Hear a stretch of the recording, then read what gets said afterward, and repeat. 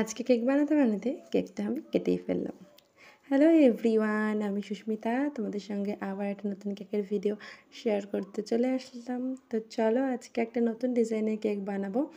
তো একটা দিদিভাই আমার কাছ থেকে এর আগে আরও দুটো কেক নিয়েছিল, সেটা হাফ পাউন্ডের ছিল। তো আমাকে চটপট 10টা-11টার দিকে ফোন করে বললো যে দিদি তুমি কি বিকেলবেলা আমাকে একটা বিকেলের মধ্যে 1 পাউন্ডের কেক দিতে পারবে চকলেট ফ্লেভারের।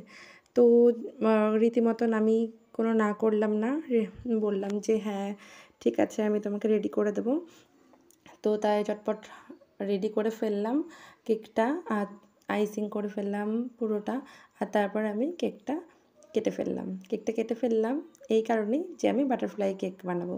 তো প্রথমে ভাবছিলাম, যেহেতু ডিজাইন সে কিছুই বলে দেয়নি যে ডিজাইন করব কি না করব, তো আমি ভাবলাম আমার মন থেকে কিছু ট্রাই করি, আর ফার্স্ট টাইম এটা ট্রাই করছি। আর যেহেতু মেয়ের জন্মদিন, সে বলে দিয়েছে মেয়েদের মতন কিছু হলেই হবে, আর মেয়ে মানে তো বাটারফ্লাই।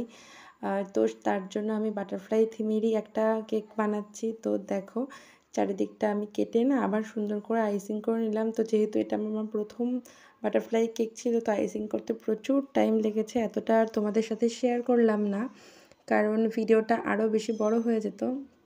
আর তারপরে আমি জেল দিয়ে এরকম ডিজাইন করে নিলাম। তো এই আমার কেকের ছবিটাতে তোমরা এত ভালোবাসা দিয়েছো কিছু বলার নেই। তো এত একটা ছবি থেকে এত ভালোবাসা যখন পাওয়া যায় তখন তো মন ভরে যায়। কিন্তু একটা ঘটনা ঘটে গেছিলো, যেই দাদাটা কেক নিয়ে গেছিলো সে না ঠিক মতন নিতে পারেনি, তো তার জন্য কেকটা কিছুটা ড্যামেজ হয়ে যায়। যাই হোক, আমি টেস্টের রিভিউ ভীষণ ভালো পেয়েছি, যেটা বরাবরই পাই, তার জন্য মনটা আরও বেশি খুশি হয়ে গেছে।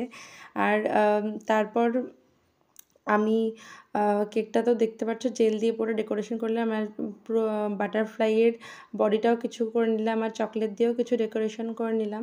আর লাস্টে মনে হলো কিছুটা খালি খালি লাগছে, আমি হোয়াইট সুগার বল দিয়ে দিলাম। তো দেখো এটা আমার কেকের ফাইনাল লুক। তো তোমরা এবারও জানিও কেমন হয়েছে, আর আমার জানা হয়েই আছে তোমাদের কেমন লেগেছে। যাই হোক, অনেক দিন পর ভিডিওটা শেয়ার করলাম। তো চলো, ভিডিওটা ভালো লাগলে একটা লাইক কমেন্ট করে দিও। টাটা সবাইকে, আবার দেখা হবে।